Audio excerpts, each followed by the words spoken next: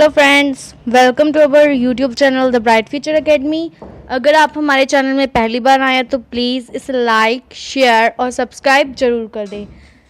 जैसे कि मैंने पिछली वीडियो में आपको बताया था कि हम इसमें माइक्रो और मैक्रो के बारे में स्टडी करेंगे, और अगर आपने इसका पार्ट 1 और पार्ट 2 नहीं देखा है प्लीज़ उसे जाके पहले देख लें, क्योंकि उसके बिना आपको ये वीडियो पूरी तरह से नहीं क्लियर हो पाएगा। तो आइए हम अपना जो टॉपिक है वो स्टार्ट करते हैं। Economics is a study of individual as well. Individual मतलब एक इंसान, and as a whole economy. Whole economy में आता है पूरी की पूरी इकोनॉमी, पूरा का पूरा नेशनल लेवल पे जाके, मतलब उसमें सारे पीपल जो एक कंट्री में रहते हैं उसकी बात होती है। Economic studies activities of both at economic level and consumer level. Economy level जैसे मैंने आपको बताया, नेशनल लेवल पे जाके पूरे के पूरे जो पीपल हमारी कंट्री के हैं उनकी स्टडी, और कंज्यूमर लेवल होता है छोटा लेवल, मतलब एक पर्सन की जो स्टडी है।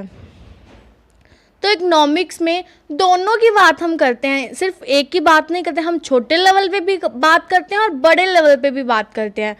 छोटे लेवल उपभोक्ता, जैसे हम एक इंसान, हमारी एक गली की बात, एक मोहल्ले की बात हो, मतलब एक शहर, छोटा शहर, एक सिटी और एक स्टेट। बट जो इकॉनमी है उसमें पूरी कंट्री की बात आती है। तो जो रेगनर फ्रिश थे an eminent economics of Norway, Norway के एक जो इकोनॉमिक्स थे रेगनर फ्रिश, उन्होंने इकोनॉमिक्स को दो पार्ट में डिवाइड किया है। किन किन पार्ट में डिवाइड किया? एक माइक्रो और एक मैक्रो। रैगनर फ्रिश ने इकोनॉमिक्स को दो पार्ट्स में डिवाइड किया है, मैक्रो और माइक्रो। तो हम पहले देखते हैं कि माइक्रो और मैक्रो होता क्या है। फर्स्ट हम बात करेंगे माइक्रो इकोनॉमिक्स। किसकी? माइक्रो इकोनॉमिक्स की। वैसे हमें माइक्रो के वर्ड से ही क्लियर है। माइक्रो, हमने माइक्रोस्कोप सुना है, जिससे हम छोटे छोटे जो जीवाणु हैं, ऑर्गेनिजम्स हैं, उन्हें देख सकते हैं। वैसे माइक्रो मतलब छोटा, छोटे लेवल की बात हो रही है। अगर आप माइक्रो और मैक्रो को याद नहीं रख सकते हैं तो आप माइक्रो मतलब छोटा, ऐसे उसे याद रख सकते हैं इजीली। अब माइक्रो और इकोनॉमिक्स में होता क्या है? The word Micro has been originated from a Greek word micros. ये जैसे इकोनॉमिक्स ग्रीक वर्ड से आया है, वैसे ही माइक्रोस भी एक ग्रीक वर्ड से ही आया है। माइक्रोस का मीनिंग क्या है? स्मॉल। माइक्रोस का मीनिंग है स्मॉल मतलब छोटा। Micro economic studies economic activities as an economic unit. Economic unit मतलब पूरी इकोनॉमी नहीं, उसका एक यूनिट, एक छोटा सा यूनिट के बारे में बात करती है। Micro economic studies economic activities of individual level. Individual level मतलब छोटे लेवल, एक पर्सन की भी बात कर सकते हैं इंडिविजुअल लेवल में। जैसे कंज्यूमर हो गया, पर्टिकुलर इंडस्ट्री मतलब जब एक छोटी इंडस्ट्री की बात करते हैं। पर्टिकुलर फॉर्म मतलब इंडस्ट्री से भी छोटी फॉर्म, मतलब उससे भी छोटी फॉर्म जो होती है उसके बारे में हम बात कर सकते हैं। पर्टिकुलर हाउस होल्ड, एक घर के बारे में बात कर सकते, मतलब घर कैसे चलाते हैं, उसकी मैनेजमेंट कैसे चल रही है। In this we also studies about groups. हम इसमें छोटे ग्रुप्स के बारे में भी बात करते हैं। छोटे ग्रुप्स मतलब जैसे हमने particular firm, industry, consumer level की एक स्ट्रीट की बात की है, बट नॉट एट लार्ज और नेशनल लेवल। बट इसमें कोई भी लार्ज और नेशनल लेवल की जो बात है वो नहीं आएगी, सिर्फ छोटे ग्रुप्स की बात होगी। हम ग्रुप्स बोल रहे हैं बट बड़े ग्रुप्स नहीं, छोटे लेवल के जो ग्रुप्स हैं। अब डेफिनेशन ऑफ माइक्रो इकोनॉमिक्स जो कि किसने दिया? प्रोफेसर बोल्डिंग ने। प्रोफेसर बोल्डिंग ने जो डेफिनेशन दी है वो क्या है? Micro economics is the study of particular firm, एक पर्टिकुलर फर्म की, एक पर्टिकुलर हाउस होल्ड की, एक पर्टिकुलर इंडिविजुअल प्राइस, एक वेज, एक इनकम, एक इंडस्ट्री एंड पर्टिकुलर कमोडिटी की बात की है। अब अगर हमारे पास माइक्रो इकोनॉमिक्स है तो पक्का है कि उसकी इम्पोर्टेंस तो होगी। अगर रेगनर फ्रिश ने इसको 2 पार्ट में डिवाइड किया है तो किसी ना किसी कारण से ही इसको 2 पार्ट्स में डिवाइड किया गया होगा। तो उसकी इम्पोर्टेंस क्या है हमारी इकोनॉमी में? ऑपरेशन ऑफ एन इकोनॉमी, ये जो हमारी इकोनॉमी को ऑपरेशन देता है। ऑपरेशन मतलब इससे हमें पता चल जाएगा कि स्मॉल यूनिट को जब हम स्टडी करेंगे तो हमें समझ में आएगा कि कहाँ पे हमारी इकोनॉमी में जो प्रॉब्लम आ रही है। अगर हम बड़े लेवल की सीधा बात करें तो हमें छोटे लेवल का पता ही नहीं चलेगा। जैसे हम स्कूल की प्रिंसिपल की बात करें, अगर वो क्लासेस को ना डिवाइड करें और सीधा बच्चों को पढ़ाएं तो उसमें बहुत ही ज़्यादा टफ हो जाएगा। बट उन्होंने उसको क्लासेस में डिवाइड किया है ताकि हर क्लास में हर बच्चे का पता चले। हर टीचर सेक्शंस में वो डिवाइड कर देते हैं क्योंकि इतने ज़्यादा बच्चों को समझना बहुत ही ज़्यादा टफ हो जाता है, तो वो उनको छोटे छोटे सेक्शंस में डिवाइड कर सकते। पहले तो क्लासेस में डिवाइड किया, फिर उसको सेक्शंस में, ताकि जो बच्चे हैं उनका इजीली पता चल जाए कि वो कैसे क्या कर रहे हैं और उन्हें कहाँ पे प्रॉब्लम आ रही है। तो फर्स्ट हमने कहा ऑपरेशन ऑफ एन इकोनॉमी, ये जो इकोनॉमी है उसकी स्टडी करने में बहुत ही ज़्यादा हेल्प करता है। अब दूसरा आता है प्रिडिक्शन। प्रिडिक्शन को हम भविष्यवाणी भी बोलते हैं। अब माइक्रो इकोनॉमिक्स जो है वो भविष्यवाणी में कैसे मतलब हमारी हेल्प करेगी? देखिए, अगर हमारे पास जो है, अगर प्राइसेस बढ़ रहे हैं तो किसी भी जो गुड है उसकी जो अगर प्राइसेस बढ़ेंगे तो उसकी जो डिमांड है वो कम होगी। अब उसकी जो वो डिमांड है वो क्यों कम होगी? जैसे हम अपने घर में अनियन की एग्जांपल ले लेते हैं। अनियन की अगर देखिए कि हमारे जो अनियन के रेट बढ़ जाते हैं, मतलब बहुत ही ज़्यादा हाई हो गए हैं, तो आप सोचिए आप जो अनियन की डिमांड कम करेंगे या नहीं करेंगे या उसको उसी रेट पे ख़रीदते रहेंगे। अगर सपोज करिए उसकी जो रेट है वो 150 के मतलब 150 रुपीज़ 1 kg का हो गया, तो आपकी जो डिमांड है वो बहुत ही थोड़ी हो जाएगी उसके रिगार्डिंग। तो प्रिडिक्शन में ही हेल्प करता है, मतलब छोटे लेवल पे, छोटे से मतलब एक छोटी सिटी की बात करेगा वो कि उसमें जो इस चीज़ का रेट बढ़ा तो उसकी जो डिमांड है वो कम हो गई। उसके बाद वो छोटे छोटे लेवल पे बात करके पूरी जो नेशनल लेवल की बात करेगा। थर्ड आता है इकोनॉमिक पॉलिसीज़। अब ये इकोनॉमिक पॉलिसीज़ को कैसे फॉर्मुलेट करता है, ये जो बहुत ही ज़्यादा हेल्पफुल है इकोनॉमिक पॉलिसीज़ के टूल को जो डेवलप करने, ये गवर्नमेंट पॉलिसीज़ को भी बहुत ही ज़्यादा इफ़ेक्ट करता है।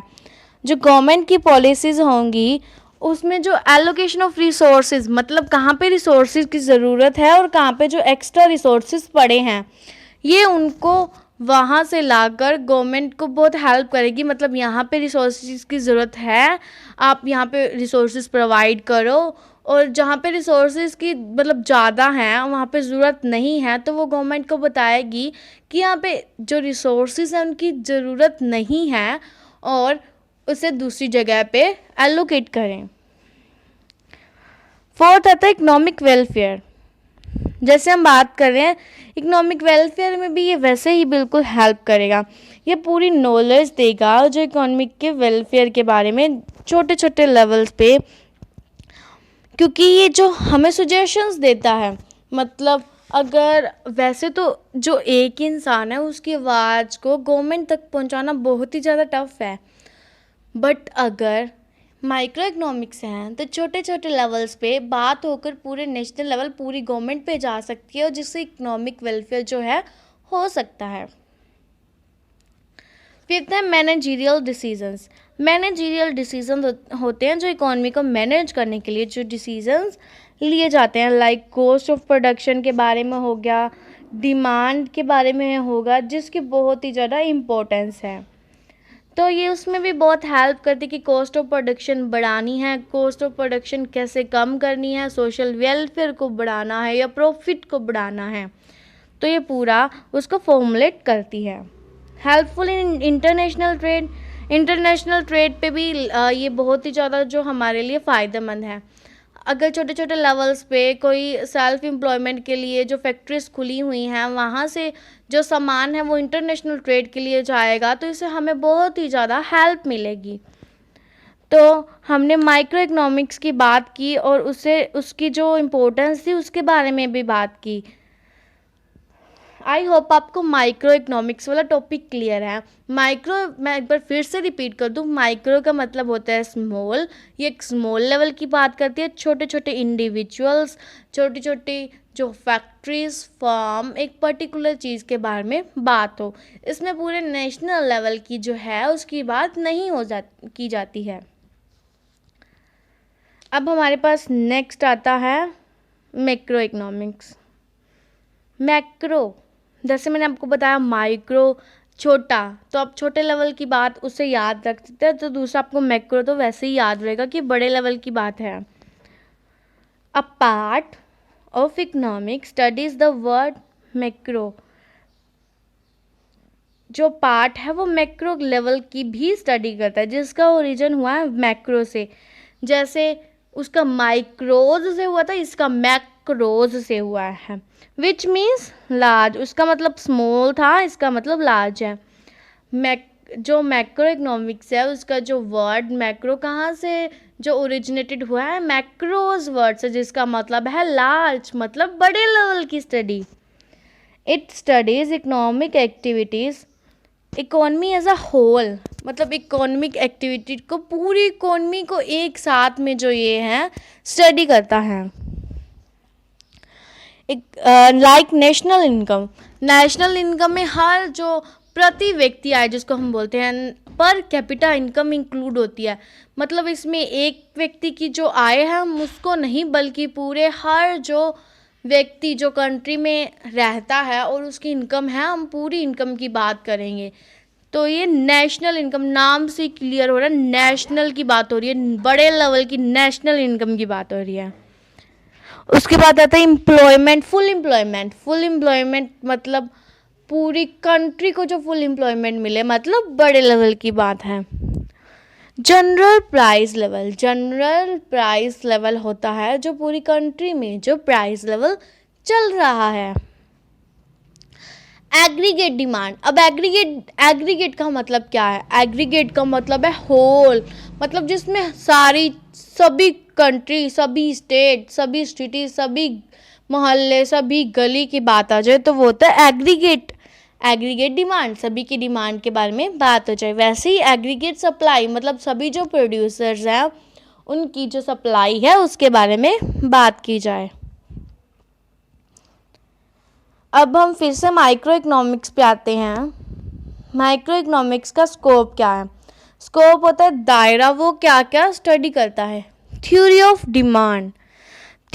डिमांड को वह कैसे कर, थ्योरी ऑफ डिमांड का मतलब है बाकी चीज़ें जो सामान्य रहेंगी, अगर चीज़ों के जो प्राइस बढ़ेंगे तो उनकी डिमांड भी बढ़ेगी, अगर प्राइस घटेंगे तो उनकी डिमांड भी घटेगी। ये छोटे लेवल की बात है, आप देख सकते हैं सिंपली। नेक्स्ट जो पॉइंट है वो हमारे पास है theory of production. Theory of production क्या होता है? प्रोडक्शन के लिए बहुत सारे जो वेरिएबल फैक्टर्स और कांस्टेंट फैक्टर्स की ज़रूरत होती है, तो उसमें एक इंडस्ट्री के बारे में ही मोस्टली स्टडी हो जाती है। आगे जाके आप इसके लॉज ऑफ प्रोडक्शन के बारे में और प्रोडक्शन फंक्शन के बारे में स्टडी करेंगे। वैसे मैं आपको शॉर्ट में बता दूं, प्रोडक्शन फंक्शन में जो लेबर कैपिटल की जो रेशो है उसको हम इंक्लूड करते हैं। तो फिलहाल के लिए इसके लिए सिर्फ आपको इतना समझना जरूरी है कि इसके स्कोप में थ्योरी ऑफ प्रोडक्शन के लिए भी ये इम्पोर्टेंट है। उसके बाद थ्योरी ऑफ प्राइस डिटर्मिनेशन। अब प्राइस कैसे डिटरमाइन होता है? प्राइस मैं आपको बता दूं, जहाँ पे forces of demand and supply एक दूसरे को कट करेंगी वो होगा थ्योरी ऑफ प्राइस डिटर्मिनेशन। ये लेबर, कैपिटल, लैंड और एंटरप्रेन्योर पे बहुत सारी जो चीज़ें हैं इसको अफेक्ट करती हैं, और थ्योरी ऑफ प्रोडक्शन भी, जहाँ पे वो अपनी जैसे जैसे लोगों की डिमांड बढ़ेगी, वो अगर वो अपनी सप्लाई कम कर दें तो उनका प्राइस इंक्रीज़ हो जाएगा। ये वैसे कॉम्प्लेक्स क्राइटेरिया है, मैं आपको इसमें मतलब शॉर्ट फॉर्म में है तो मैं आपको इतना ज़्यादा एक्सप्लेन नहीं कर सकती। जब ये वाला टॉपिक आएगा तो हम इसके बारे में बहुत अच्छे से डिस्कशन करेंगे। नेक्स्ट आता है theory of factor pricing. Theory of factor pricing क्या होता है? मतलब फैक्टर्स है, फैक्टर्स होते हैं land, labour, capital, entrepreneur. Land ज़मीन, लेबर मजदूरी, कैपिटल जो होती है पूंजी, मतलब कैपिटल गुड्स होती है मशीनरी वगैरह जिनसे हमें फर्दर जो है इनकम प्रोड्यूस होती रहती है। एंटरप्रेन्योर जो होता है प्रोड्यूस करने वाला, ये उस लेवल की स्टडी भी करती है। अब हमें माइक्रो और मैक्रो के बारे में क्लियर है। माइक्रो छोटे लेवल की बात, मैक्रो बड़े लेवल की बात। अब हम देखते हैं कि इनमें मेन डिफरेंस जो है वो क्या है। मैंने इसमें 5 पॉइंट्स ही दिए हैं, वैसे इसका जो डिफरेंसेस है वो बहुत वाइडर स्कोप में है, बट जो मेनली मुझे लगे मैंने आपको वो वाले दिए हैं। First, studies economic problem at individual level. जैसे छोटे लेवल की जो स्टडी करता है वैसे ही ये होल लेवल की स्टडी करता है macro. Micro only theory of demand and supply को शॉर्ट लेवल पे स्टडी करता है, बट ये एग्रीगेट डिमांड और एग्रीगेट सप्लाई को स्टडी करता है। एग्रीगेट डिमांड मतलब पूरी जो नेशनल पूरी इकोनॉमी की जो सप्लाई और डिमांड है। थर्ड है इसमें जो माइक्रो इकोनॉमिक्स मैक्रो इकोनॉमिक्स के जो वेरिएबल्स हैं वो कांस्टेंट रहेंगे, जैसे aggregate demand, aggregate supply, full employment, national income. ये वाले जो सारे वेरिएबल्स हैं वो कांस्टेंट होंगे, मतलब इसका कोई इफेक्ट नहीं किया जा सकता। अगर हम माइक्रो इकोनॉमिक्स की बात करें, जब हम मैक्रो इकोनॉमिक्स की बात करेंगे उसमें जो माइक्रो इकोनॉमिक्स के वेरिएबल्स जो हैं कांस्टेंट रहेंगे, जैसे theory of demand at short level, theory of supply at short level, etcetera. Fourth जो है market mechanism plays an significant role. जो मार्केट का मैकेनिज्म है, मतलब इसमें शॉर्ट लेवल पे अगर एक शॉप की बात कर रहे हैं तो उस मार्केट में मतलब मार्केट में उसके कंपटीशन कितना है उसको वो अफेक्ट करेगा। बट होल लेवल पे सिर्फ गवर्नमेंट है जो वही उसका जो रोल है उसका मतलब मेन रोल होता है गवर्नमेंट का, कि मतलब गवर्नमेंट कैसे फॉर्मुलेट करेगी पॉलिसीज़ को, वो प्राइस बढ़ा रही है, प्राइस घटा रही है, फुल एम्प्लॉयमेंट कैसे दे रही है। माइक्रो में जैसे अगर मतलब बहुत सारी शॉप्स हैं उन पे राइस मिल रहे हैं, अगर एक का प्राइस ज़्यादा लो है और एक का प्राइस ज़्यादा हाई है तो आप सोचिए तो जो कंज्यूमर है वो किसके पास जाएगा? ऑब्वियसली है कि वो लो वाले के पास जाएगा माइक्रो इकोनॉमिक्स में। बट जो मैक्रो की बात है उसमें सिर्फ गवर्नमेंट की बात होगी। उसके बाद आता है 5th point, partial equilibrium analyse. इसमें पार्शियल इक्विलिब्रियम होगा, मतलब एक छोटा सा इक्विलिब्रियम होगा, मतलब जहाँ पे डिमांड बढ़ेगी वहाँ पे सप्लाई बढ़ जाएगी, जहाँ पे डिमांड कम होगी वहाँ पे डिमांड बढ़ेगी, प्राइस बढ़ जाएंगे, डिमांड कम होगी, प्राइस कम हो जाएंगे। इसमें जनरल मतलब पूरी इकोनॉमी की बात होगी कि कैसे एग्रीगेट डिमांड और एग्रीगेट सप्लाई को पूरा किया जाए। तो यहाँ पे जो हमारा माइक्रो और मैक्रो का जो टॉपिक है वो ख़त्म होता है वैसे, बट मैंने इसके साथ में ही एक और टॉपिक जो छोटा सा है इकोनॉमिक पॉलिसीज़ उसको एक्सप्लेन किया है। अब इकोनॉमिक पॉलिसीज़ क्या होती हैं? इसमें 3 टाइप्स की जो पॉलिसीज़ होंगी, capitalism, socialism and mixed economy. तो हम देखते हैं कि कैपिटलिज्म, सोशलिज्म और मिक्स्ड इकोनॉमी क्या होती है। फर्स्टली हम बात करते हैं कि कैपिटलिज्म इकोनॉमी क्या होती है। कैपिटलिज्म जो इकोनॉमी होती है उसमें जो पीपल्स होते हैं, जो लोग होते हैं वो फ्री टू प्रोड्यूस होते हैं, मतलब वो जितना चाहे प्रोड्यूस कर सकते हैं, जितना चाहे कंज्यूम कर सकते हैं, जितना चाहे एक्सचेंज कर सकते हैं, वो उनकी मर्ज़ी है। मतलब उसमें जो कोई भी गवर्नमेंट का रोल नहीं है, गवर्नमेंट उसमें है ही नहीं, मतलब वो अपने आप प्रोड्यूस करेंगे, चाहे वो प्राइसेस हाई रखें चाहे वो प्राइसेस लो रखें, वो अपना प्रॉफिट करें, जो भी करें पर गवर्नमेंट उनको कुछ भी नहीं बोल सकती है। तो इसमें जो कैपिटलिज्म है उसमें मेन होता है कि प्रॉफिट मिले, प्रॉफिट कमाना। इसमें गवर्नमेंट का बिल्कुल भी जो रोल नहीं है। जो प्राइस है वो कैसे निर्धारित होता है, forces of demand and supply. जहाँ पे डिमांड बढ़ेगी, सब उसकी सप्लाई होगी, जहाँ पे वो एक दूसरे को कट करेंगे वहाँ पे प्राइस शिफ्ट हो जाएगा। ये भी एक पूरा डायग्राम वाला टॉपिक है, पर इसमें ये सिर्फ इतना ही समझना कि कैपिटलिज्म वो होती है जिसमें लोग free to produce, consume and exchange हो, मतलब गवर्नमेंट का जिसमें कोई भी रोल ना हो। अब आती है सोशलिज्म। सोशलिज्म जो सिस्टम है उसमें जो कंजप्शन, प्रोडक्शन और जो एक्सचेंज है वो fully under the control of government होती है। मतलब गवर्नमेंट से पूछे बिना ना तो वो प्रोड्यूस कर सकते हैं, ना वो कंज्यूम कर सकते हैं, ना वो एक्सचेंज कर सकते हैं। किसी की भी अपनी प्राइवेट प्रॉपर्टी नहीं होती। प्राइवेट प्रॉपर्टी मतलब जैसे अब हमारे घर हैं तो वहाँ उस पॉइंट पे हमारे घर नहीं होंगे, उसमें से जो सारी की सारी जो लैंड है वो गवर्नमेंट की होगी, तो हम उस पर अपना जो हक है वो नहीं जमा सकते हैं। बट जो पहले जो हमें पहले बात की कैपिटलिज्म थी, उसमें हमारी प्राइवेट प्रॉपर्टी हो सकती है, उसमें गवर्नमेंट का रोल बिल्कुल भी नहीं है। इसमें पूरा का पूरा जो रोल होगा वो गवर्नमेंट होगा, और गवर्नमेंट का जो ऑब्जेक्टिव है वो क्या होगा, मैक्सिमम सोशल वेलफेयर। जो जितना से जितना ज़्यादा लोगों का वेलफेयर हो सकता है, वेलफेयर करना। तीसरी आती है मिक्स्ड इकोनॉमी। अब मिक्स्ड इकोनॉमी क्या होती है? मिक्स्ड इकोनॉमी जिसमें कुछ जो अथॉरिटीज़ हैं वो गवर्नमेंट को होती हैं, कुछ अथॉरिटीज़ जो प्राइवेट सेक्टर को होती है।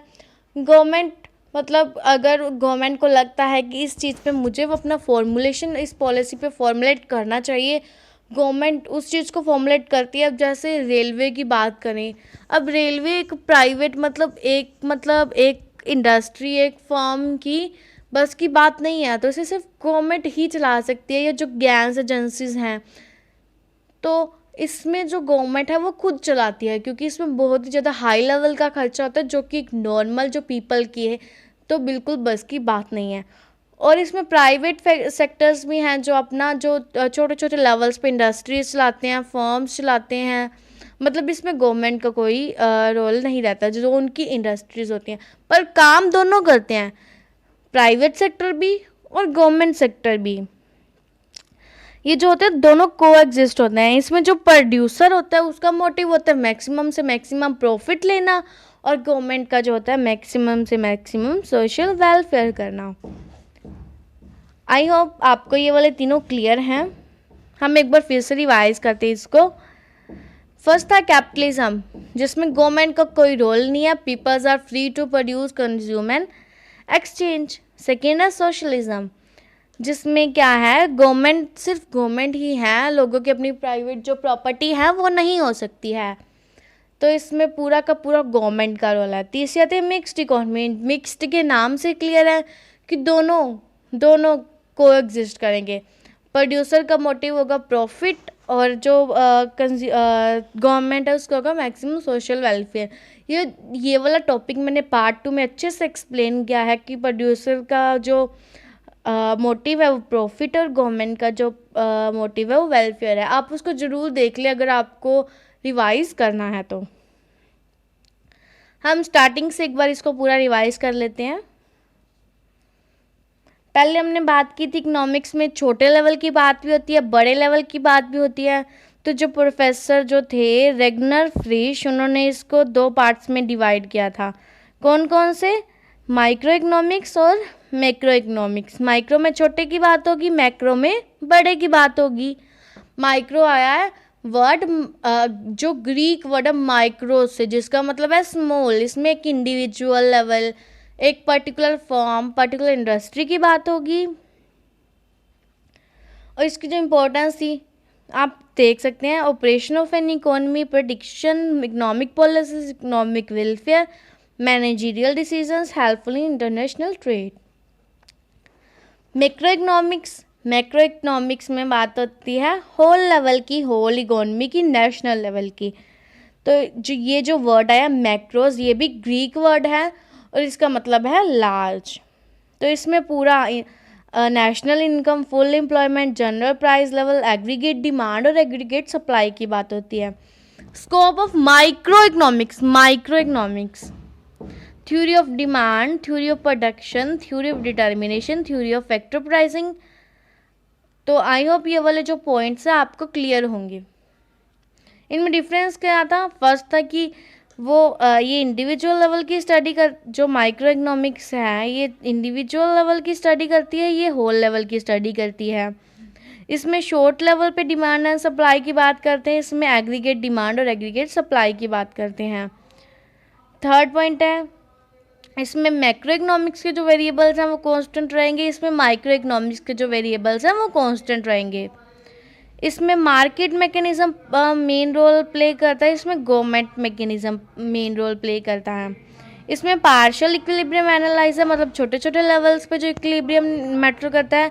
इसमें जनरल सारे लेवल पे, जो होल लेवल पे जो इक्विलिब्रियम वो मैटर करता है। उसके बाद थी हमारी इकोनॉमिक पॉलिसीज कैपिटलिज्म, जिसमें जो गवर्नमेंट की है वो कोई रोल नहीं है, पूरे के पूरे जो प्रोड्यूसर्स हैं, प्राइवेट सेक्टर है, वो free to produce consumer exchange है। इसमें कोई भी इंटरफेरेंस, मतलब गवर्नमेंट का कोई भी रोल, कोई भी दखल अंदाजी नहीं है। उसके बाद सोशलिज्म, इसमें गवर्नमेंट का ही रोल होता है, किसी की भी अपनी कोई प्राइवेट प्रॉपर्टी नहीं होती है, सारा का सारा गवर्नमेंट के पास होता है।